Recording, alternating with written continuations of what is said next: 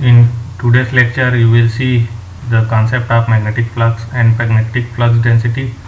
Then we will also see the Gauss law of magnetostatics, and also we will see current and current density. Suppose we are given a differential area ds and flux we want to calculate through this area.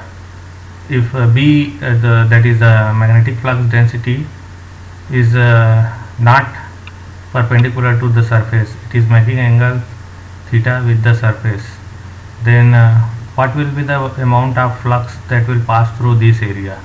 So this I am representing by dji. So dji, that is the flux through this area, or the number of field lines that will cross this area, will be given as dji is equal to B dot ds. Here you will see the dot product of B and ds. If magnetic field crossing is perpendicular to the surface, then this dot product will not appear. In that case, you will write simply dji is equal to B ds. So B, that is flux density, you can define that is the flux per unit area, but in that case this B must be perpendicular to this surface, perpendicular to the plane of surface. Then you can define B is equal to dji by ds. Otherwise, if it is making certain angle with surface, then you will define like this: dji is equal to B dot ds. So ji's unit is Weber, that is the flux crossing through ds, that is equal to B dot ds. But if this area is large, then we can integrate it suitably to find total flux passing through this area. So J is equal to B ds cos theta, or by J is equal to integration of B dot ds. You will get a total flux passing through this area. So B is a magnetic flux density, his unit is Tesla, Weber per meter square, that is the flux passing through unit area. So that is Weber per meter square, or Tesla. B is written as mu h, where h vector is the magnetic field intensity, it is written in ampere per meter. Mu is the permeability of the medium, so mu can be written as mu naught mu r, where mu naught is the permeability of free space, and it is written as 4.2 × 10⁻⁷ Henry per meter, and mu r is the permeability of medium. For air, mu r will be equal to 1. Now I come to Gauss law of magnetostatics. Gauss law of magnetostatics. It says magnetic flux emerging through the closed surface is 0. Magnetic flux emerging through the closed surface is 0, always 0, always 0. Why? Because in magnetism monopole does not exist. Monopole does not exist. In electrostatic, separate single charge is possible, so their divergence will not be 0, but here the divergence of this magnetic field intensity will be 0.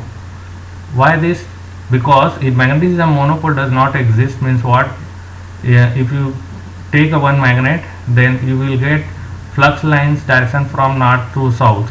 You consider any closed surface, then you see that the same amount will enter, and then same amount of magnetic field will come out from that surface.